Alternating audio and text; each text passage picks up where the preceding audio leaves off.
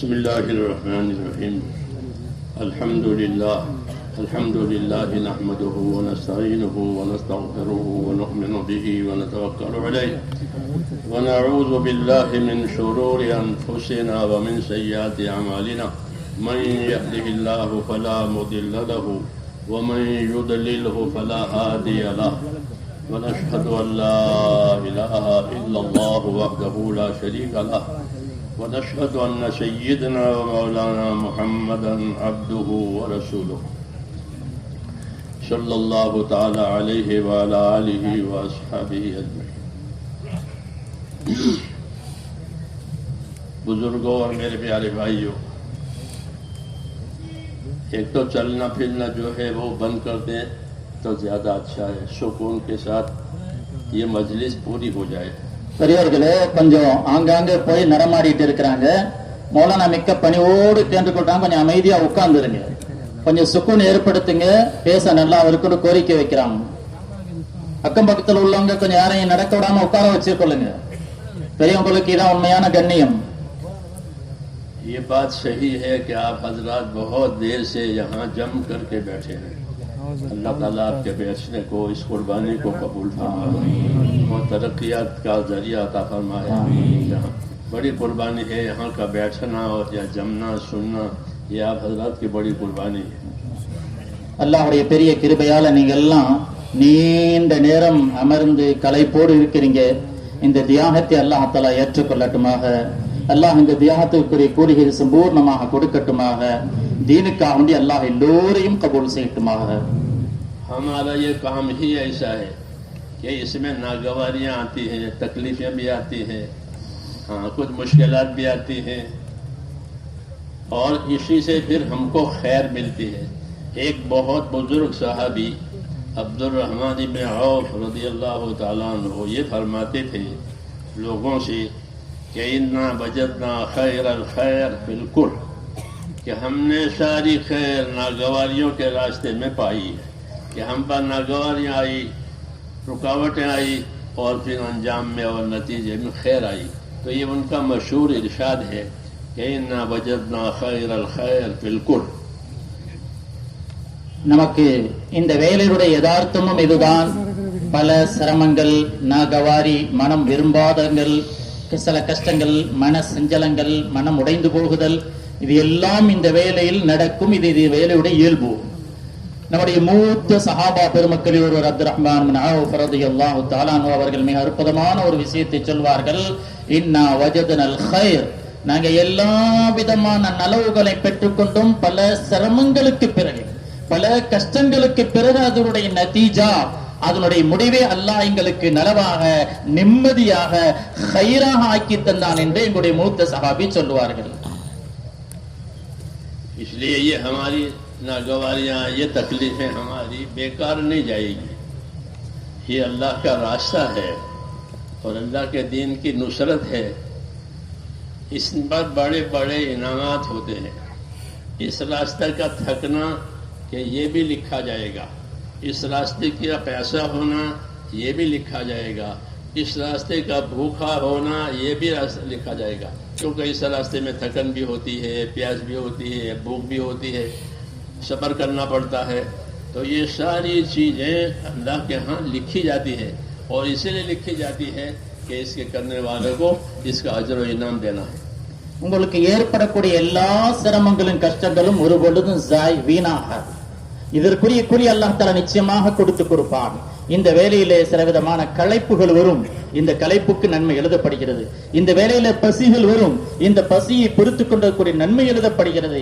இந்த வேலைகளில் காசு பணங்களை செலவழிப்பீர்கள், அதனுடைய நன்மைகளையும் அல்லாஹ் உங்களுக்கு எழுத வைப்பான். இந்த வேலையில் ஏற்படக்கூடிய அனைத்து சிரமங்களும், கஷ்டங்களும், பசிகளும், களைப்புகளுக்குரிய கூலியை, நன்மையை அல்லாஹ் நிச்சயமாக நமக்கு தந்து விடுவான். दीन ही का एक रास्ता अल्लाह ने ऐसा किया है कि असल मकसद पर भी देंगे और मकसद पर पहुंचने के जितने रास्ते वास्ते इख्तियार किए जाएंगे उस पर भी अल्लाह इनाम देगा। ये दीन का ही रास्ता है। तो दुनिया के रास्ते में ये बात नहीं होती। தீனுடைய வழியில் மட்டும்தான் மனிதன் செய்யக்கூடிய முயற்சிகளுக்கெல்லாம் நன்மை கிடைக்கும். அதில் போய்க் கொண்டிருக்கும் போது ஏற்படக்கூடிய சிரமங்கள், கஷ்டங்கள், அந்த லட்சியத்தை அடைவதற்கு முன்னால் போய்விட்டாலும் நன்மை கிடைக்கும், அந்த லட்சியத்தை அடைந்து விட்டாலும் நன்மை கிடைக்கும். இதெல்லாம் தீனுடைய வழியில் மட்டும்தான். துனியாவுடைய வழியில் அது நன்மை கிடைக்காது நமக்கு. दीन में तो ये है कि आप मस्जिद से जितने दूर हैं इतना आपका नफा है कि दूर से चल करके आएगा मस्जिद में, तो जितना जो दूर से चल कर आएगा इतना उसका सवाब अजर ज्यादा होगा, उसके कदम लिखे जाएंगे, उसकी नेकियां बढ़ेगी, उसका दर्जा बढ़ेगा, क्योंकि ये बहुत दूर से आया है। फिर मस्जिद में आकर के अगर इंतजार किया है तो इंतजार भी लिखा जाता है कि इंतजार में बैठा है नमाज के, तो नमाज का इंतजार कि ये भी नमाज की तरह से है। उसमें भी दुनिया के दूसरे कामों में ऐसा नहीं होता कि आपको इंतजार करने में, वेट करने में भी कुछ मिले, सिवाय तकलीफ के कुछ नहीं। தீனுடைய விஷயத்தில் மட்டும்தான் நமக்கு சிரமங்களுக்கு நன்மை கிடைக்கிறது. பள்ளிவாசல் மஸ்ஜித் இருக்கிறது, அதை விட்டு நீங்க எவ்வளவு தூரமாக இருக்கிறீங்களோ அவ்வளவு நன்மைகள் உங்களுக்கு அதிகமாகும். பள்ளிவாசல் தூரம், தூரத்திலேந்து நடந்து வர்றீங்க, அதனுடைய சவாபு சட்டில், அதனுடைய நன்மைகள் அல்லாஹ் தஆலா கூட்டுவான், அதனுடைய நன்மைகள் அல்லாஹ் தஆலா வெயிட்டாக பாரமாக ஆக்குவான்.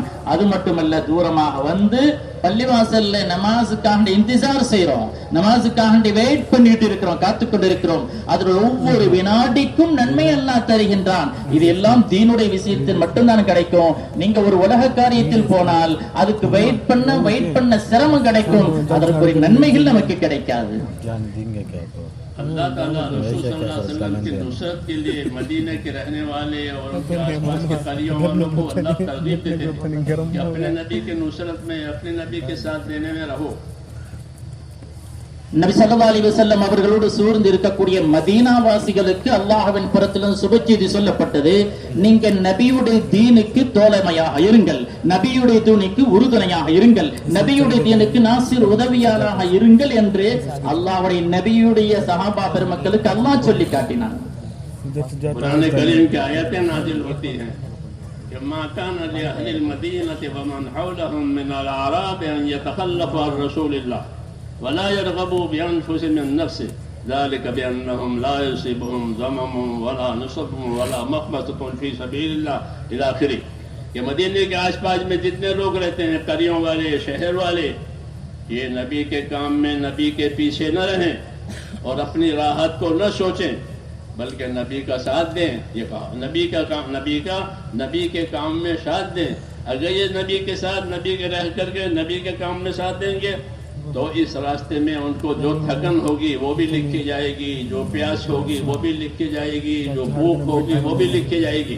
यानी अमाल तो लिखे ही जाएंगे, दीन की दावत के और इबादत के अमाल तो लिखे ही जाएंगे. ये चीजें जो पेश आती है, थकना, प्यासा होना, भूखा होना, इसका कहीं भी अजर इनाम दुनिया में नहीं दिया जाता. हाँ, किसी भी कारोबार यहाँ दिया जाएगा कि अगर ये थके हैं, ये प्यासे हैं, ये भूखे हैं, तो इनका थकना लिखा जाएगा, इनका प्यासा रहना लिखा जाएगा, इनका भूखा रहना लिखा जाएगा.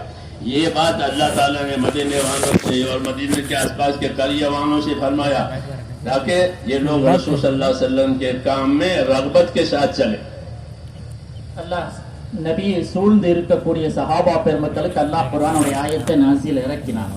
மா கான ஹௌலஹும் மினல் மதீனா, அந்த மதீனாவை சூழ்ந்து இருக்கக்கூடிய நபியுடைய தோழர்கள், நபியுடைய சஹாபா பெருமக்கள், அந்த கரியாவில் இருக்கக்கூடிய கிராமத்தில் இருக்கக்கூடிய எல்லோருக்கும் அல்லாஹ் கொடுக்கக்கூடிய உபதேசம், நீங்க நபியுடைய வேலையில் மாவினாக இருங்க, நபியுடைய கவலைக்கு உறுதுணையாக இருங்க, நபியுடைய சிந்தனைக்கு நீங்க தோழமை கொடுத்து கொண்டே இருங்க, நபியுடைய காரியத்துக்கு நீங்கள் ஒத்துழைப்பு கொடுத்து கொண்டே இருங்க.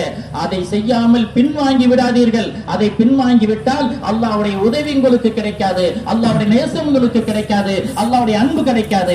அல்லாஹ்வுடைய அன்பு கிடைக்க உங்க நபியுடைய தீனுக்கு நீங்க உறுதுணையாக இருங்க.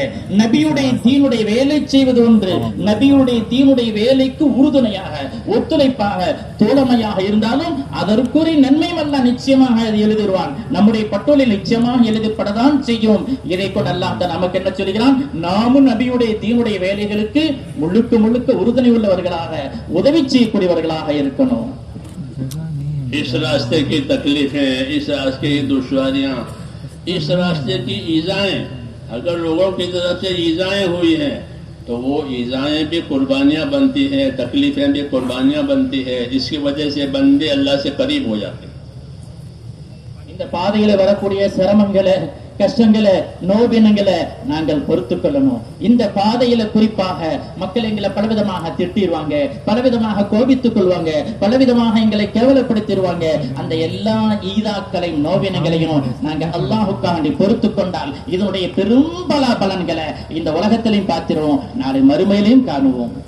इस रास्ते की बीमारियां भी फजीलत वाली है कि इस रास्ते में बीमार हो गए, सर में दर्द हो गया, क्या इसके गुनाह माफ हो जाएंगे?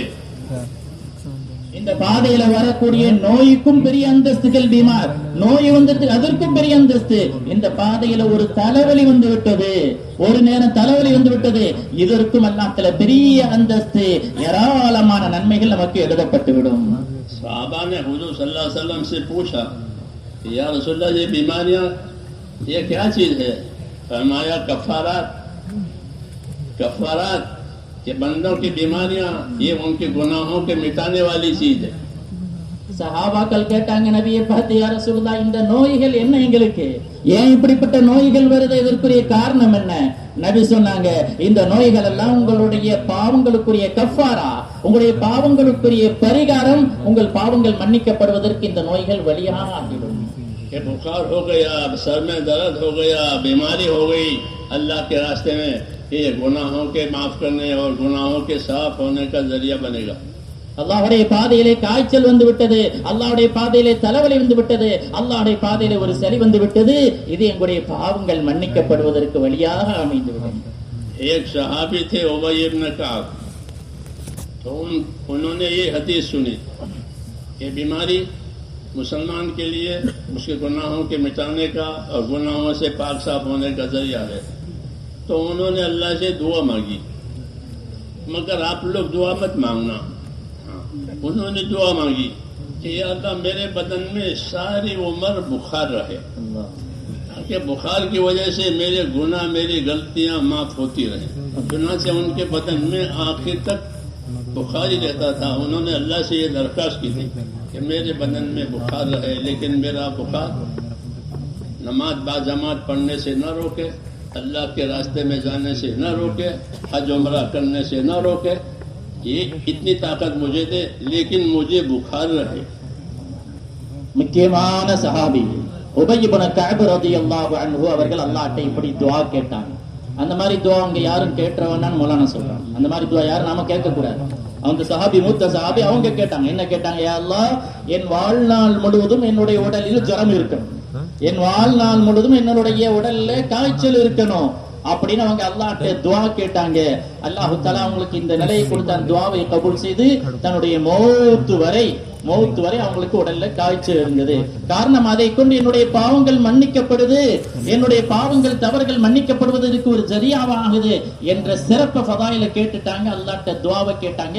இப்படி துஆ கேட்டாங்க, அந்த நோயின் மூலமாக என்னுடைய ஜமாத், நமாஸுடைய தொழுகை ஜமாத்தோடு தொழுவதற்கு தடையாக ஆகக்கூடாது, அல்லாஹ்வுடைய பாதையில் போவதற்கு தடையாக ஆகக்கூடாது, நான் உம்ரா செய்வதற்கு தடையாக ஆகக்கூடாது. அப்படிப்பட்ட சக்தியோடு இருக்கக்கூடிய நோயை தாயா அல்லாஹ்னு கேட்டாங்க. அல்லாஹ் அப்படியும் கொடுத்தான். அவருடைய உடல்ல மௌத்து வரை ஜுரம் இருந்து கொண்டே இருந்தது. நாம் அப்படி துஆ கேட்டக்கூடாது. ये तो हालात और हवादिस जो बीमारियां तकलीफें अल्लाह के रास्ते में आती हैं, उसका इनाम है. அல்லாஹ்வுடைய பாதையில போகும்போது ஏற்படக்கூடிய சிரமங்கள், பல்வேறு சூழல்கள் வருபவர்களுக்கு அல்லாஹ்வின் புறத்திலிருந்து கொடுக்கக்கூடிய இனாம், பரிசு இவைகள். और इस रास्ते में जो इबादतें की जाएगी वो, இன்னும் அல்லாஹ்வுடைய பாதையிலே இபாதத்துகள், வணக்கங்கள் செய்தால் ये इबादतों का इनाम बहुत ज्यादा है. இபாதத்தினுடைய நன்மைகள், இனாம், பரிசுகள் மிக அதிகமாக இருக்கிறது. इस रास्ते की नमाजें के लाखों के बराबर है. இந்த பாதையில் செய்யக்கூடிய வணக்கங்கள் லட்சக்கணக்கான நன்மைகளுக்கு ஈடாகும். इस रास्ते में जो पैसे हम खर्च करेंगे इस काम पर, उसका अजर इनाम लाखों के बराबर है.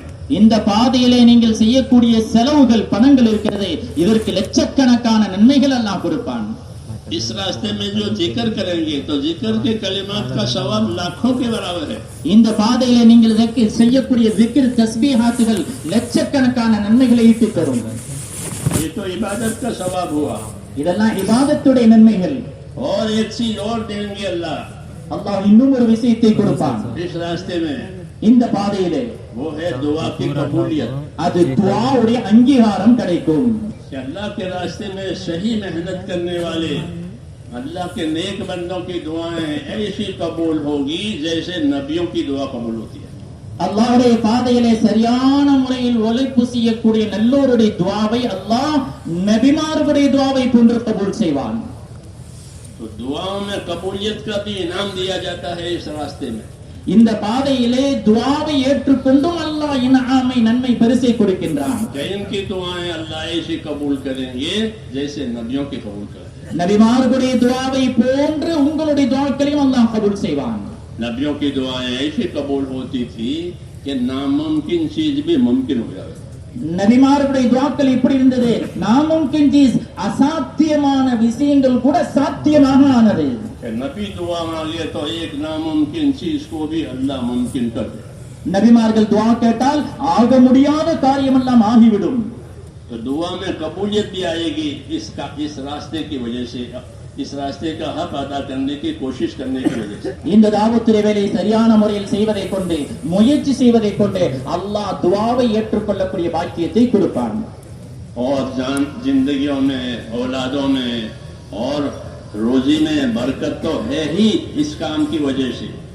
நம்முடைய வாழ்க்கையிலே, நம்முடைய ரிஸ்கிலே, நம்முடைய உணவிலே, வாழ்வாதாரத்திலே, நம்முடைய குழந்தைகள் औलादகளிலே பெரும் बरकत அல்லாஹ் தஆலா இந்த பாதையிலே வைத்தே இருக்கின்றான்। कि अल्लाह के रास्ते में माल खर्च करने से कम नहीं होगा। அல்லாஹ்வுடைய பாதையில் பணங்கள் செலவழித்தால் அது ஒருபொழுதும் குறைந்து போகாது। ये बात आपने कसम खा के फरमाई है இதை நபி அவர்கள் சத்தியமிட்டு சொன்னார்கள்। कि अल्लाह के रास्ते में माल खर्च करने वाले का माल कम नहीं होगा। அல்லாஹ்வுடைய பாதையில் செலவு செய்யக்கூடிய செல்வங்கள் ஒருபொழுதும் குறைந்து போகாது। बल्कि अल्लाह ताला उसका बदल चुका देंगे, उसका एवज दे देंगे। அல்லாஹ் தஆலா அதற்கு மாற்றமாக அதற்கு பிரதிபலத்தை கொடுத்துக் கொண்டிருப்பான், அதை பன்மடங்காக பெருக்கி கொடுப்பான்। वमा अनफक़्तुम मिन शैइन फहुव युखलिफुहु, कि जो खर्च तुम अल्लाह के लिए करोगे अल्लाह ताला तुम्हें उसका बदल चुका देगा।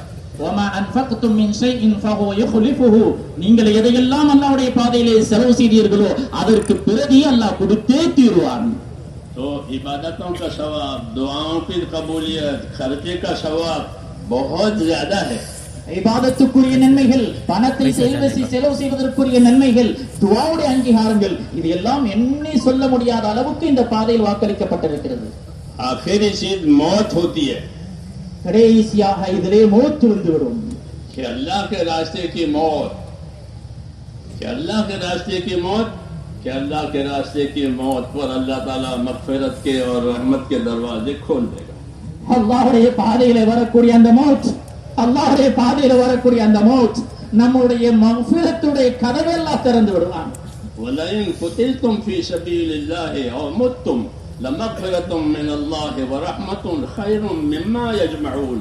बड़ा भारी ऐलान है ये कि वलइन कुतिलतुम फी सबीलिल्लाहि औ मुत्तुम लमगफिरतुम मिनल्लाहि व रहमतुन खैरुम मिम्मा यजमऊन, कि तुम अल्लाह के रास्ते में मर गए या अल्लाह के रास्ते में मारे गए, दोनों सूरतों में खुद मरे अपनी मौत से या किसी हाथ से मारे गए, तो दोनों सूरतों में फरमाते हैं कि अल्लाह ताला की सबसे पहले मगफिरत हासिल हो जाएगी, यानी अल्लाह इनके सब गुनाहों को माफ कर देगा।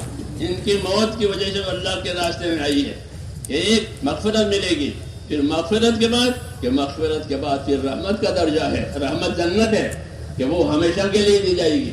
तो फरमाया तुम अल्लाह के रास्ते में मारे गए या अल्लाह के रास्ते में मर गए, दोनों सूरतों में जो मगफिरत मिलेगी, गुनाहों की बख्शिश मिलेगी वो, और जो जन्नत मिलेगी वो।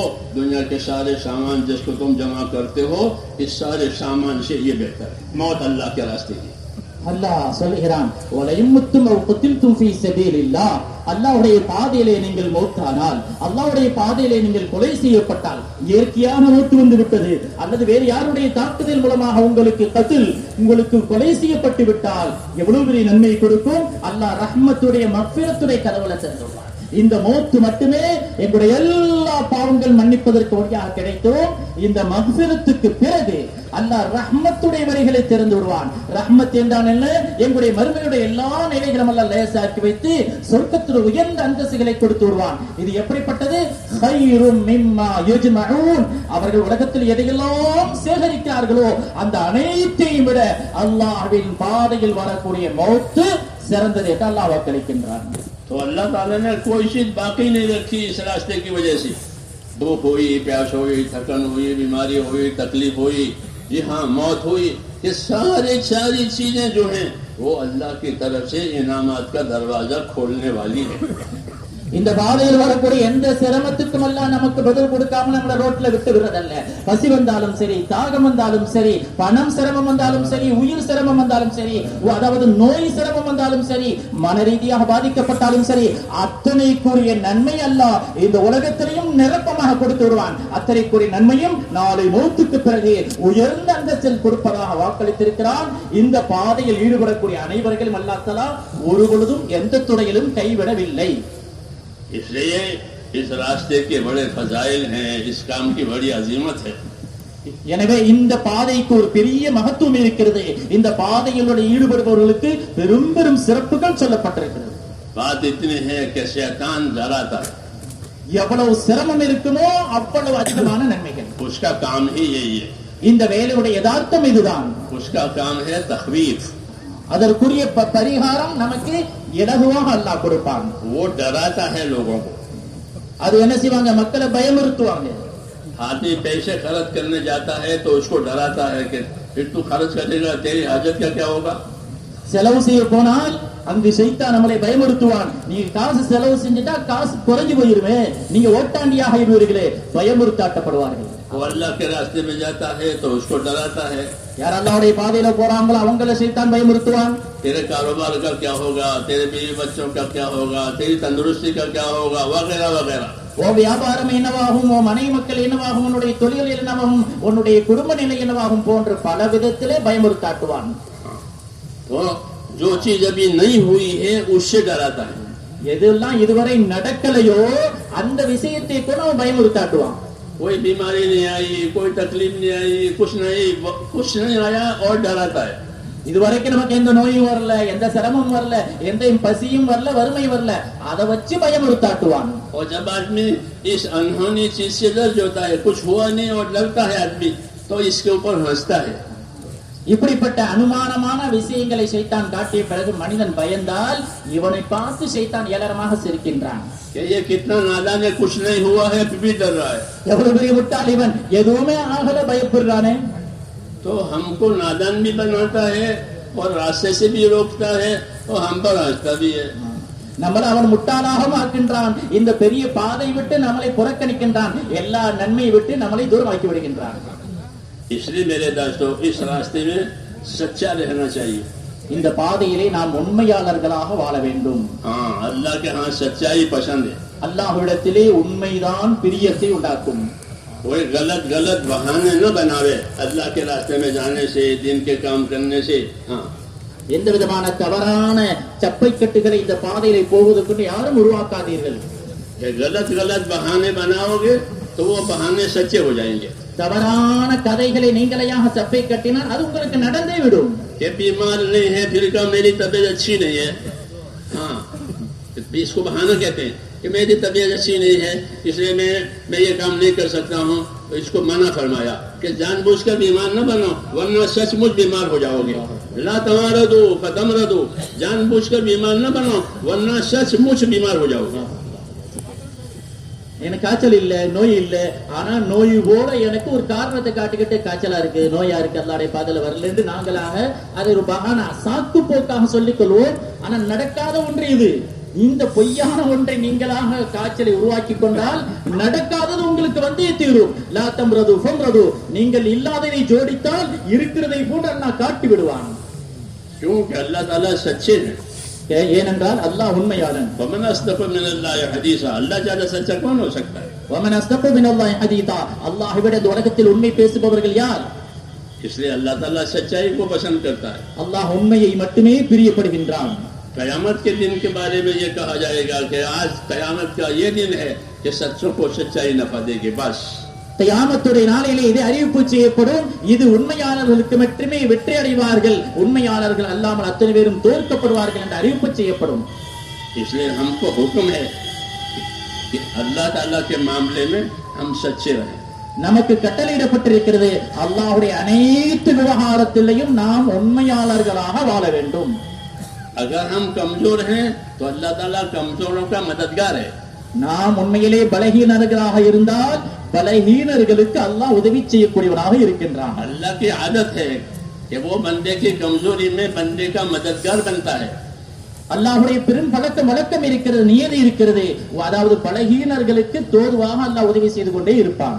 छोटा बच्चा बहुत कमजोर होता है, சின்ன பிள்ளை மிக பலகீனமாக இருப்பான்.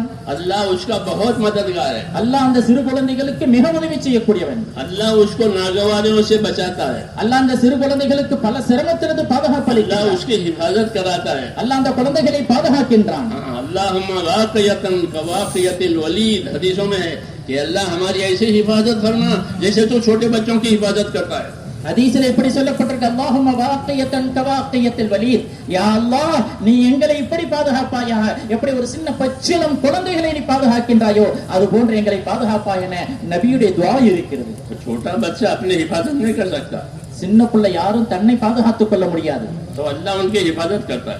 அந்த குழந்தைகளை அல்லாஹ் பாதுகாக்கின்றான். फरिश्तों से भी हिफाजत कराते हैं, माँ बाप से भी हिफाजत कराते हैं. மலக்குகள் மூலமாகவும் அல்லாஹ் அந்த குழந்தைகளை பாதுகாக்கின்றான், தாய் தந்தையர்கள் மூலமாகவும் அல்லாஹ் குழந்தையை பாதுகாக்கின்றான். मुस्तकिल फरिश्तों की एक जमात है जिसका नाम हफजा है. ஹஃபதா என்ற பெயருடைய ஒரு தனி பிரத்யேகமான மலக்குமாருடைய கூட்டம் இருக்கிறாங்க. वो फरिश्ते इंसानों की हिफाजत के लिए है. அந்த மலக்குமார்கள் மனிதர்களுடைய பாதுகாப்புக்காக உள்ளவர்கள். अगर फरिश्ते हिफाजत न करें तो शयातीन और जिन्नात इनको उचक ले. அந்த மலக்குமார்களை இவர்களை பாதுகாக்காவிட்டால் ஷைத்தான்களும் ஜின்களும் அவர்களை அகர்மித்துக் கொள்வார்கள். लेकिन हम इन बातों को जानते नहीं है. ஆனால் இந்த உண்மையை நாங்கள் விளங்குறதே இல்லை. कि अल्लाह ने हमारे साथ क्या क्या किया है. அல்லாஹ் நம்மளோட என்னென்ன காரியங்களை செய்து கொண்டு இருக்கின்றான். इसलिए अल्लाह के रास्ते में निकले हैं, अल्लाह के दीन का काम करें ताकि अल्लाह ताला की क्या इनायतें, क्या क्या मेहरबानियां हमारे साथ हैं वो हमारे सामने आवे. அல்லாஹ்வுடைய பாதையில போங்க, அல்லாஹ்வுடைய தீனுடைய உழைப்புகளை செய்யுங்க, வரக்கூடிய சிரமங்களை கஷ்டங்களை பாருங்க. அப்பொழுதுதான் தெரியும் அல்லாஹ் எனக்கு எப்படியெல்லாம் உதவி செய்கின்றான் என்பதை காணக்கூடிய வழி இது. इसलिए अल्लाह के रास्ते में जाएं और खूब ज़ौक़ शौक से जाएं.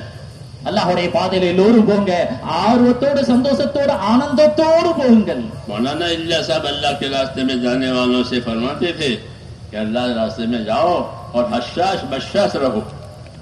மௌலானா இலியாஸ் ரஹ்மத்துல்லாஹி அலைஹி சொல்வாங்க, நீங்க இந்த அல்லாஹ்வுடைய பாதையில போங்க, அல்லாஹ் உங்களை ஹஸ்ஸாஸாக பஷாஷாக ஆக்குவான், உங்களை சுயபுத்தி உடையவர்களாகவும் சுபச்செய்தி உடையவர்களாகவும் அல்லாஹ் ஆக்குவான். आप देखते हैं खिलाड़ी जाते हैं कैसे हशाश बशाश जाते हैं अपने खेल के लिए. ஒரு விளையாட்டு வீரர் டீம்ல விளையாட போகும்போது எப்படி போறாரு தெரியுதா? எவ்வளவு ஒரு மகிழ்ச்சியோடு, எவ்வளவு பெரிய எதிர்பார்ப்போடு, எவ்வளவு தைரியத்தோடு போகிறார் விளையாட்டு வீரர். फरमाते थे कि अल्लाह के रास्ते में हशाश बशाश रहो, इसलिए कि अल्लाह का रास्ता ये इनामात के खुलवाने का दरवाजा है.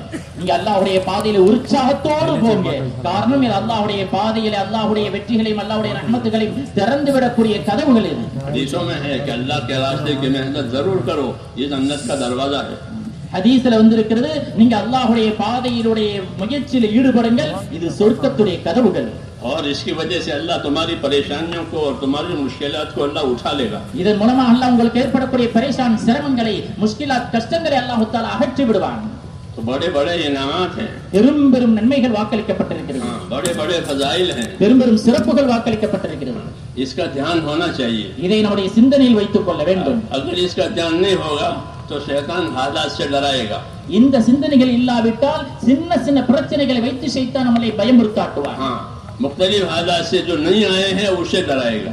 நாம் சந்திக்காத பிரச்சனைகள் எல்லாம் முன்வைத்து நம்மளை பயமுறுத்தாட்டுவான். असल तो डरने की चीज अल्लाह का अजाब होता है. உண்மையிலே பயப்பட வேண்டிய விஷயம் என்னவென்றால் அல்லாஹ்வுடைய வேதனையை பற்றி பயப்பட வேண்டும். बाकी चीजें डरने की नहीं होती. மீதி விஷயத்தை எதை கொண்டும் பயப்படப்பட வேண்டியது அல்ல. इन अजाब रब्बिक कान महजूरा, कि अल्लाह का अजाब ऐसी चीज है कि उससे आदमी बचे और डरे. இன் அஸாப ரப்பிக கான மஹ்தூரா, அல்லாஹ்வுடைய வேதனை இருக்கிறது, இதை விட்டு மனிதன் தன்னை தற்காத்துக் கொள்ள வேண்டும். बाकी चीजें डरने की नहीं होती. மீதி எந்த விஷயம் பயப்பட வேண்டிய விஷயம் அல்ல. जी हाँ, बल्कि यूं सोचे कि अल्लाह ने लिखी होगी तो आएगी, नहीं लिखी होगी तो नहीं आएगी। இப்படி நினைத்துக் கொள்ள வேண்டியதுதான், அல்லாஹ் எழுதியிருந்தால் வரும், அல்லாஹ் எழுதாவிட்டால் விதிக்காவிட்டால் எனக்கு எதுவும் வராது. जो चीज अल्लाह ने लिखी है वो होकर रहेगी, அல்லாஹ் எதை விதித்து விட்டானோ அது நடந்துதான் தீரும். वो नहीं लिखी है वो नहीं होगी. அல்லாஹ் விதிக்காதது ஒரு பொழுதும் வராது. इसलिए हम इसके पाबंद नहीं है कि क्या लिखा है, என்ன எழுதப்பட்டிருக்கிறது என்பதற்கு நாங்கள் விதிவிலக்கு அல்ல. हम तो इसके पाबंद नहीं है कि क्या हुक्म दिया है, என்ன நமக்கு கடமை என்பதை தான் நாம் பார்க்க வேண்டும். क्या हुक्म दिया है इसके हम पाबंद हैं. சட்டங்கள் என்னவோ அல்லாஹ்வுடைய விதிகள் என்னவோ அதுக்கு நாம கட்டுப்பட வேண்டும். यही हमको हुक्म है. இதுதான் நமக்கு கட்டளை. फफ़अलू मा तुअमरून, जिस बात का तुम्हें हुक्म दिया जाता है वो करते रहो. फफ़अलू मा तुअमरून, எதை கொண்டு நீங்கள் ஏவப்பட்டீர்களோ அதை செய்து கொண்டே இருங்கள். अल्लाह ताला हमें इसकी तौफीक अता फरमाए. அல்லாஹ் நம்ம எல்லோருக்கும் அந்த பாக்கியத்தை தரட்டுமாக.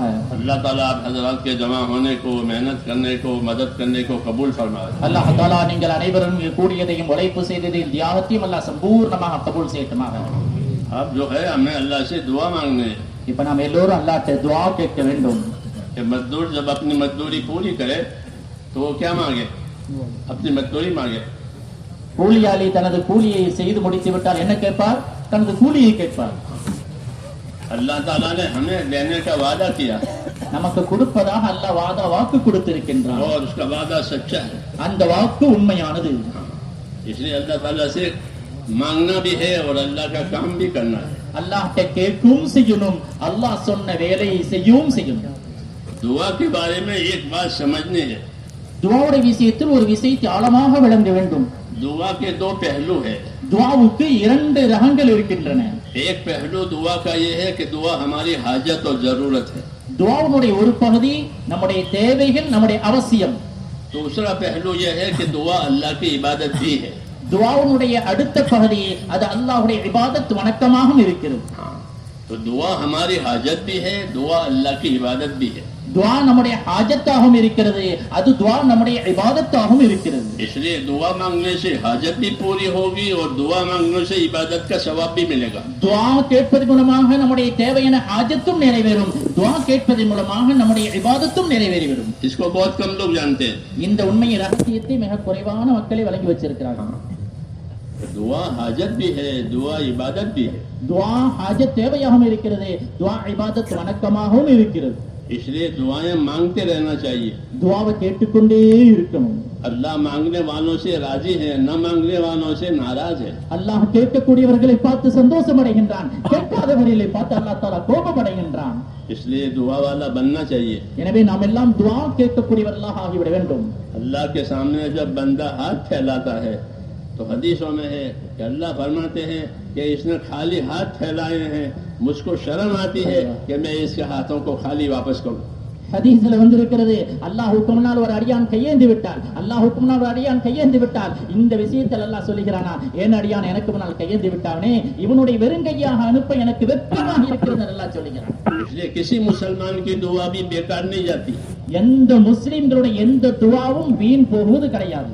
खुद भी दुआ मांगनी चाहिए और अल्लाह के बंदों से भी दुआ की दरखास्त करनी चाहिए. दोनों बातें सुन्नत है. நாமளும் துஆ செய்யணும், அல்லாஹ்வுடைய நல்லடியாரிடத்திலே துஆவும் வேண்டணும். இது ரெண்டும் சுன்னத்து. हजरत उमर उम्रे के लिए जाने की इजाजत मांगने के लिए आए. या रसूलल्लाह उम्रे के लिए जाना चाहता हूँ, इजाजत मिले. आपने इजाजत देकर फरमाया कि हमको भी दुआ में याद रखना. ஹஜ்ரத் உமர் ரலியல்லாஹு அன்ஹு அவர்கள் நபிட்ட வந்தாங்க, அல்லாஹ்வுடைய தூதரே நான் உம்ராவுக்கு போகிறேன், அனுமதி தாருங்கள் என்று கேட்ட பொழுது நபி அனுமதி கொடுத்து சொன்னார்கள், என் அருமை சகோதரா உன்னுடைய துஆவில் எங்களையும் மறந்து விடாதீர்கள். நபி துஆவை அடுத்தவங்கள்ட்ட கேட்கிறாங்க. तो खुद भी दुआ मांगे, दूसरों से भी दुआ करावे, दोनों बातें सही है. நாமளும் துஆ செய்யணும், அடுத்தவர்கிட்டையும் துஆவை செய்யும்படி வேண்டணும். இந்த ரெண்டு காரியமும் சிறந்தது, நல்லது. इसलिए अपने आप को दुआओं का आदी बनाएं. எனவே நாம் நம்மளை துஆ செய்யக்கூடிய பழக்கமுடையவர்களாக ஆக்கிக் கொள்ளணும். इज्तिमाई दुआएं जो हमारी होती है ये तो इनफिरादी दुआओं की तालीम के लिए है. இப்போ எல்லாரும் கூட்டா சேர்ந்து துஆ செய்வோம். இந்த கூட்டு துஆ இருக்கிறதே நம்முடைய இன்ஃபிராதி தனிப்பட்ட துஆவுக்குரிய ஒரு பாடம். क्योंकि रोज रोज इज्तिमाई दुआएं थोड़ी होगी. அழுது கேட்கக்கூடிய அந்த துஆ சாதாரண விஷயமா? तो कभी कभी होगी इज्तिमाई दुआ. तो கூட்டு துஆ என்பது எப்பவாவது நடக்கும். लेकिन इज्तिमाई दुआ से इनफिरादी दुआओं का तरीका सीखे. இந்த கூட்டு துஆவின் மூலமாக நம்முடைய தனிப்பட்ட துஆவில் பலம் ஏற்படும். इसलिए अपनी हाजत के लिए, अपनी राहत के लिए अल्लाह ताला से मांगे, अपने आखिरत के लिए भी मांगे। நம்முடைய ஆஜத்துக்காகவும் அல்லாஹ்ட்டை கேட்கணும், நம்முடைய ராஹத்துக்காகவும் அல்லாஹ்ட்டை கேட்கணும், நம்முடைய ஆখিরা வெற்றி அடையவும் அல்லாஹ்ட்டை கேட்கணும்। जन्नत के लिए भी दुआ मांगे, சொர்க்கத்துக்கும் அல்லாஹ்விடத்திலே கேட்கணும், जहन्नम से बचने के लिए भी दुआ मांगे। ஜஹன்னம் என்று சொல்லக்கூடிய நரகத்தை விட்டு பாதுகாப்பையும் அல்லாஹ்ட்டை கேட்கணும்। जब जन्नत के लिए दुआ मांगेगा मुसलमान तो जन्नत अल्लाह से कहेगी कि या अल्लाह, ये मुझे मांग रहा है, आप मुझे उसको दे दीजिए। நாம் அல்லாஹ்விடத்திலே சொர்க்கத்தை கேட்டால் இந்த சொர்க்கம் அல்லாஹ்வை பார்த்து பேசும், அல்லாஹ் இந்த அடியான் என்னிடத்தில் வருவதற்கு ஆசைப்படுகிறான், அவனை என்னிடத்தில் கொடுத்து விடு அல்லது என்னை அவனிடத்தில் சேர்த்து விடு என்று சொர்க்கம் சொல்லுமா। जब जहन्नम से बचने की दुआ मांगता है मुसलमान तो जहन्नम अल्लाह से कहती है ये बचाव की दुआ मांग रहा है, या अल्लाह इसको मुझसे बचा लीजिए। நாம் நரகத்தை விட்டு பாதுகாப்பு தேடும் பொழுது நரகம் அல்லாஹ்ட்ட சொல்லுவான், அல்லாஹ் இந்த அடியான் என்னை விட்டு பாதுகாப்பு தேடுகிறான், இவனை என்னை விட்டு பாதுகாத்து விடு என்று நரகம் அல்லாஹ்விடத்திலே கோரிக்கை வைக்குமாம்। तो हमारी दुआओं के साथ जन्नत जहन्नम सब आमीन कहने के लिए, साथ देने के लिए तैयार है। நம்முடைய துஆவோடு சொர்க்கமும் நரகமும் ஆமீன் சொல்ல தயாராகி விடுகிறது। कितनी बड़ी बात है, எவ்வளவு பெரிய விஷயம் இது। फरिश्ते भी आमीन कहते हैं மலக்குமார்களும் ஆமீன் சொல்லுவார்கள்। कि आमीन के साथ अपनी दुआ खत्म करो। ஆமீனுடன் உங்களுடைய துஆவை முடியுங்கள்। तो दुआ अल्लाह का इनाम है, துஆ என்பது அல்லாஹ்வுடைய மிகப்பெரிய பரிசு। दुआ ये अल्लाह का इनाम है। இது அல்லாஹ்வுடைய மிகப்பெரிய சன்மானம்। जो दुआएं आसमान पर जाती है मुसलमानों की, उन दुआओं का आसमानों पर इकराम होता है। முஸ்லிம்களுடைய துஆ வானலோகத்தை நோக்கி போகும் பொழுது வானலோகத்தில் அந்த துஆவுக்கு பெரும் கண்ணியம் உபசரிப்பு உண்டு। उन दुआओं को महफूज भी रखा जाता है, मकबूल भी किया जाता है। அந்த துஆக்களை மஹ்ஃபூஸ் பாதுகாக்கவும் படுகிறது, அந்த துஆக்கள் மக்பூல் அல்லாஹ்விடத்தில் ஏற்றுக்கொள்ளப்பட்டதாகவும் ஆகிறது। जो दुआ मकबूल हो गई तो उसका दे दिया कि ले जाओ। துஆ மக்பூல் என்றால் என்ன? மக்பூல் ஆகிவிட்டால் அதற்குரிய பரிகாரத்தை கொடுத்து விடுவான், அல்லாஹ் இதோ வச்சுக்கொள்ளுங்க। और जो दुआ का नतीजा अभी नहीं मिला वो महफूज है ऊपर। நாம கேட்ட துஆக்களுடைய பிரதிபலன் காணவில்லை என்று சொன்னால் அது மேலே ஊப்பர் மஹ்ஃபூஸ் மேலே அல்லாஹ்விடத்தில் பாதுகாத்து வைக்கப்பட்டுள்ளது। जब उसका वक्त आएगा तो दे देंगे। அதற்குரிய நேரம் வரும்போது அல்லாஹ் அதை கொடுத்து விடுவான்। वो दुआ आपकी वहाँ महफूज है, அங்கு உங்களுடைய துஆ மஹ்ஃபூஸ் பாதுகாப்பாக இருக்கிறது। उसको रद्दी में नहीं डाला है, அதை அல்லாஹ் தஆலா தூக்கி எறிந்து விட மாட்டான், बल्कि महफूज रखा। அது பாதுகாப்பு பெட்டகத்தில் இருக்கின்றன। ये बताया गया है। இது நமக்கு கூறப்பட்டுள்ளது। इसलिए अगर दुआ का नतीजा न आवे तो कोई नाउम्मीद न बने। துஆ கேட்டு அதனுடைய பலனை நாம் காணாவிட்டால் யாரும் நிராசை அடைந்து விட வேண்டாம், बल्कि अल्लाह से उम्मीदवार रहे कि उसके वक्त पर हमें उस दुआ का जवाब मिल जाएगा। அல்லாஹ் அதற்குரிய நேரம் வரும்போது அதற்குரிய ஜவாபை பதிலை அல்லாஹ் கண்டிப்பாக தருவான் என்ற பெரும் நம்பிக்கை வைக்க வேண்டும்। इसलिए दुआएं मांगते रहना चाहिए। எனவே துஆக்களை அல்லாஹ்ட்டை கேட்டுக்கொண்டே இருக்கணும்। जी न लगे तो भी मांगे, உள்ளம் ஆசைப்படாவிட்டாலும் கேட்கணும்। दिल लगता नहीं है क्योंकि हमारे दिल खराब हो गए हैं। நம்முடைய உள்ளங்கள் துஆவிலே லயிப்பது கிடையாது, காரணம் எங்கள் உள்ளங்கள் खराब கெட்டு நாசமாக போய் கிடக்கின்றன। दिल की खराबी की वजह से दुआ में कोई मजा नहीं आता। துஆ உள்ளத்தில் நம்முடைய நாசங்களத்தின் காரணமாக துஆவிலே மஸா ரசனை சுவை கிடைப்பதில்லை நமக்கு। मगर फिर भी दुआ मांगते रहना चाहिए ஆனாலும் கூட அந்த சோர்வு இருந்தாலும் துஆவை கேட்டுக்கொண்டே இருக்க வேண்டும்। और अपनी जिंदगी को दुरुस्त करना चाहिए நம்முடைய வாழ்க்கைகளை சீராக்கிக் கொண்டே இருக்க வேண்டும், ताकि दुआ में कबूलियत आ जाए। அதை கொண்டு அல்லாஹ் நம்முடைய துஆவுக்கு ஏற்றுக்கொள்வான்। इस रास्ते में दुआ मांगना ये भी एक काम है। இந்த பாதையிலே துஆ கேட்பதும் ஏக काम, இதுவும் ஒரு பெரிய வேலை। इसलिए कि नबियों को दो काम दिए जाए, दावत का काम और दुआ का अमल। காரணம் நபிமார்களுக்கு இரண்டு வேலை கொடுக்கப்பட்டுள்ளது, ஒன்று தாவத்துடைய வேலை, மற்றொன்று துஆ என்ற இபாதத், ரெண்டும் கொடுக்கப்பட்டது। तो दावत और दुआ ये नबियों का काम होता है, தாவத்தும் துஆவும் இது நபிமார்களுடைய பிரதான காரியங்கள்। इसलिए हम दावत के रास्ते में भी चले और अल्लाह से दुआएं भी मांगे। எனவே நாம் அல்லாஹ்வுடைய பாதையிலே தாவத்திலும் செல்ல வேண்டும், அல்லாஹ்விடத்தில் கெஞ்சி துஆவும் கேட்க வேண்டும், और अल्लाह से कबूलियत की उम्मीद रखें அல்லாஹ்விடத்தில் ஏற்றுக்கொள்ளப்படும் என்ற பெரும் நம்பிக்கை வைக்க வேண்டும்। और जल्दी न करें। துஆவில் அவசரப்பட்டு விடக்கூடாது। बात दुआएं देर से आएगी उसका जवाब, சில துஆக்களுடைய ஜவாப் பதில் கொஞ்சம் தாமதமாக வரும், तो कोई जल्दी न करे, அப்ப அவசரப்படக்கூடாது, बल्कि मांगा करे। ஆனால் கேட்டுக்கொண்டே இருக்கணும்। जितनी मांगेगा वो इबादत में लिखी जाएगी, இங்க எவ்வளவு கேட்பீங்களோ அதை இபாதத்தாக வணக்கமாக எழுதப்பட்டு விடும், उसका सवाब भी मिलेगा। அதற்கு கூலியும் கிடைக்கும்। फिर जब उसका वक्त आएगा तो उस वक्त पर अल्लाह उसको देंगे। அதற்குரிய நேரம் தருணம் வரும்போது அதை அல்லாஹ் தஆலா நமக்கு நிதர்சனமாக தந்து விடுவான்। नाउम्मीद होकर नहीं छोड़ना चाहिए, நிராசையாக ஆகி துஆவை விட்டுவிடக் கூடாது, बल्कि मांगते रहना चाहिए। மாறாக கேட்டுக்கொண்டே இருக்கணும்। हाँ, दुआ तो हर वक्त मांग सकते हैं। துஆ எல்லா நேரத்திலும் கேட்கலாம்। जी हाँ, अलबत्ता बाज़ औक़ात ऐसे हैं कि उसमें कबूलियत ज्यादा होती है। எனினும் சில நேரத்தில் துஆ ஏற்றுக்கொள்ளப்படக்கூடிய வாய்ப்புகள் தருணங்கள் அதிகம்। वैसे फर्ज नमाजों के बाद दुआएं कबूल होती है, குறிப்பாக ஃபர்து தொழுகைக்கு பிறகு துஆ கபூலாகிறது, इफ्तार के वक्त में दुआ कबूल होती है, இஃப்தார் நோன்பு திறக்கக்கூடிய நேரத்தில் துஆ கபூலாகிறது, पिछली रात में तहज्जुद पढ़कर दुआ कबूल होती है, கடைசி இரவுல தஹஜ்ஜுக்கு பிறகு துஆ கபூலாகிறது, हज में हाजी की दुआ कबूल होती है। ஹஜ்ஜிலே ஹாஜியுடைய துஆ ஏற்றுக்கொள்ளப்படுகிறது। तो ये चीजें हैं, दुआओं के कबूलियत के औकात भी हैं, दुआओं के कबूलियत की जगह भी है। துஆக்கள் ஏற்றுக்கொள்ளப்படக்கூடிய ஜகா இடங்களும் உண்டு, துஆக்கள் ஏற்றுக்கொள்ளப்படக்கூடிய அவுகாத் நேரங்களும் உண்டு। हम दीन सीखते नहीं है, इसलिए हमें ये बातें मालूम नहीं होती। இது போன்ற தீனுடைய விஷயங்களை நாங்கள் கற்றுக்கொள்வதில்லை, எனவே இந்த உன்னதமான விஷயங்கள் நாம இதுவரைக்கும் புரிந்து கொள்ளாமல் இருக்கின்றோம்। इसलिए दावत है हमको कि दीन सीखो। இதனாலதான் எங்களுக்கு பெரிய தாவத்து, தீனை கற்றுக்கொள்ளுங்கள்। दीन सीखेंगे तो दुनिया आखिरत की खैर मिलेगी। தீனை கற்றுக்கொண்டால் துன்யா ஆகிரத்துடைய खैरகள் நலவுகள் கண்டிப்பாக கிடைக்கும்। इसलिए कि हुजूर सल्लल्लाहु अलैहि वसल्लम ने फरमाया, मैं दुनिया और आखिरत की भलाई लेकर आया हूँ, मेरी बात मान लिया करो, सलामत रहोगे। ரசூல் ஸல்லல்லாஹு அலைஹி வஸல்லம் சொன்னார்கள், நான் இந்த உலகம் ஆகிரத்துடைய எல்லா நலவுகளையும் வாங்கி வந்திருக்கின்றேன், என்னுடைய கலிமாவை நீங்கள் ஏற்றுக்கொள்ளுங்கள், நிம்மதி அடைவீர்கள்। इसलिए अब दुआ मांगने हैं अल्लाह ताला से। எனவே நாம் எல்லோரும் சேர்ந்து பல்லாட்டத்திலே துஆ கேட்கணும்। दुआ मांगने का अच्छा तरीका ये है, துஆ கேட்கிறதுல மிகச் சிறந்த வழி, वरना जिस तरीके से भी दुआ मांगे, चलते फिरते उठते बैठते लेटे बैठे हर वक्त दुआ कबूल होती है। எல்லா நேரத்திலும் துஆ கபூலாகும், உட்காரும் போது எழும்போதும் போகும்போதும் வரும்போது துஆ நிச்சயமாக கபூலாகும்। हाँ, लेकिन अच्छा तरीका ये बताया गया है, ஆனால் சிறந்த வழிமுறை, சில வழிமுறைகள் சொல்லப்பட்டுள்ளது। दुआ मांगने से पहले अल्लाह ताला की तारीफ करे, துஆ கேட்பதற்கு முன்பதாக அல்லாஹ்வை புகழணும், தஆரீஃப் செய்யணும்। अल्लाह ताला के नबी ने हमको अल्लाह की तारीफ के कलिमात सिखाए हैं। அல்லாஹ்வை புகழ்வதற்கு அல்லாஹ்வுடைய நபி நமக்கு அந்த தஆரீஃபுடைய கலிமாக்களை, வாசகங்களை சொல்லி தந்திருக்கிறார்கள்। उसको सीखना चाहिए। அதையும் கற்றுக்கொள்ள வேண்டும்। याद नहीं है तो भी दुआ मांगनी चाहिए, அது நினைவுக்கு இல்லாவிட்டாலும் துஆ கேட்க வேண்டும்। लेकिन वो तारीफ के कलिमात जो अल्लाह के नबी सल्लल्लाहु अलैहि वसल्लम अल्लाह की तारीफें की है, उसको याद करना चाहिए। நபி அல்லாஹ்விடத்தில் துஆ கேட்கும்போது எப்படிப்பட்ட தஆரீஃபுகள், புகழுக்குரிய வாசகங்களை சொல்லி கேட்டார்களோ அந்த வாசகங்களை நாம் மனப்பாடம் செய்யணும்। तो अल्लाह की तारीफ होनी चाहिए, அல்லாஹ்வை புகழணும்। हुजूर सल्लल्लाहु अलैहि वसल्लम पर दुरूद शरीफ होना चाहिए, அதற்கு பிறகு நபி ஸல்லல்லாஹு அலைஹி வஸல்லம் அவர்கள் மீது ஸலவாத் தரூர் ஷரீஃப் சொல்ல வேண்டும்। और अपने लिए और उम्मत के लिए इस्तिग़फार होना चाहिए, நமக்கும் உம்மத்துக்காக வேண்டியும் இஸ்திக்பார், மன்னிப்பு கேட்கணும்। और फिर अपनी मुराद मांगनी चाहिए। பிறகு நம்முடைய லட்சியங்களை, குறிக்கோள்களை கேட்கணும்। ये दुआ मांगने का बेहतर तरीका है, இதுதான் துஆ கேட்பதற்குரிய சிறந்த வழிமுறை, इसको सीखना चाहिए। இதை நாம கற்றுக்கொள்ளணும்। वरना जिस तरीके से भी दुआ मांगेंगे वो दुआ कबूल होगी। இல்லாவிட்டால் நீங்கள் எப்படி கேட்டாலும் துஆ அதுவும் கபூலாகும்। हाँ, लेटे बैठे हर हाल में। நீங்கள் உட்கார்ந்தாலும் எழுந்தாலும் எல்லா நிலையிலும் துஆ கபூலாகும்। अलबत्ता अल्लाह के रास्ते की दुआएं बहुत ज्यादा कबूल होती है। அல்லாஹ்வுடைய பாதையில் கேட்கக்கூடிய துஆ மிக சீக்கிரமாக கபூலாகும்। अल्लाह हमें नसीब फरमाए। அல்லாஹ் நமக்கு அந்த பாக்கியத்தை தருவான்।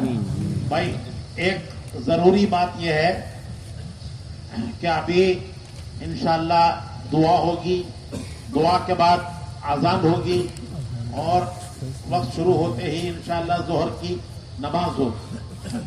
ஒரு முக்கியமான அறிவிப்பு, இன்ஷா அல்லாஹ் இப்ப துஆ நடக்கும், துஆ முடிந்த உடனே நேரம் வந்துவிட்டால் அதான், அதை தொடர்ந்து உடனடியாக தொழுகை நடைபெறும்। तो वापसी हमारी सुकून और इत्मीनान के साथ हो। நாம் திரும்பி செல்லும் போது அமைதியாக நிதானமாக செல்லணும்। जैसे सुकून से आए ऐसे ही सुकून के साथ वापस हो। எப்படி நிம்மதியாக வந்தீங்களோ அதே போல நிம்மதியாக பரபரப்பில்லாமல் செல்லணும்। जल्दी ना करें, அதில் அவசரப்படக்கூடாது। इतना बड़ा मजमा जल्दी करेगा तो खुद भी परेशान होगा, दूसरों को भी परेशान करेगा। இவ்வளவு பெரிய கூட்டங்கள் அவசரப்பட்டால் தனக்கும் சிரமம், அடுத்தவங்களுக்கு சிரமமாகிவிடும்। वापसी का रास्ता भी अल्लाह का रास्ता ही है।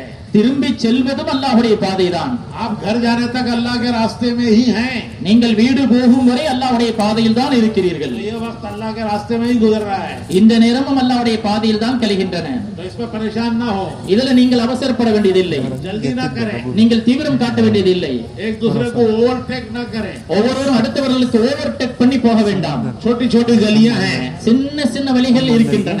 गैर मुस्लिमों के मोहल्ले हैं, बस्तियां हैं, முஸ்லிம் அல்லாதவருடைய ஊர்கள் தெருக்கள் வருகின்றன. वहाँ वो भी परेशान होंगे ये क्या हो रहा है। அங்கு மாட்டார்களும் சிரமத்துக்குள்ளாகுவார்கள். थोड़ी सी गलती से अगर किसी को कुछ लग गया तो सब परेशान होते हैं. ஒரு சின்ன தவறின் காரணமாக யாருக்காவது ஏதாவது ஒரு சின்ன விபத்து ஏற்பட்டு விட்டால் அது பெரும் பிரச்சனைக்குரியதாக ஆகிவிடும். घर वाले, मस्जिद वाले, जमात वाले सब परेशान होते हैं. வீட்டுக்காரங்க, பள்ளிக்காரங்க, சமூகத்தார்கள் எல்லாருக்கும் பிரச்சனை ஆகிவிடும். इसलिए जल्दी ना करें, எனவே நீங்க போகும்போது யாரும் அவசரம் செய்யாதீர்கள். सुकून के साथ जाएं, நிதானமாக போங்க. दरूद शरीफ इस्तिग़फ़ार पढ़ते हुए जाएं. இஸ்திக்ஃபாரும் நபியின் மீது ஸலவாத் சொல்லிக் கொண்டு போங்க. इसका भी सवाब मिलेगा अल्लाह के रास्ते में. இதுக்கும் அல்லாஹ்வுடைய பாதையிலே நன்மை கிடைக்கும். तो ये घर पहुंचने तक आप अल्लाह के रास्ते ही में हैं. அல்லாஹ்வுடைய பாதையில் வீடு போய் சேர்ற வரை நீங்க அல்லாஹ்வுடைய பாதையில தான் இருக்கிறீங்க. जैसे आना दीन है वैसे ही जाना भी दीन है. இங்கு வருவதும் தீன் தான், அதே போன்று போகுவதும் தீன் தான். तो उसको दीन बनाना है. இதை தீனாக ஆக்க வேண்டும். हमारे छोकरा ना एक्सीलेटर फिराए तो हाथ में जा जाता है.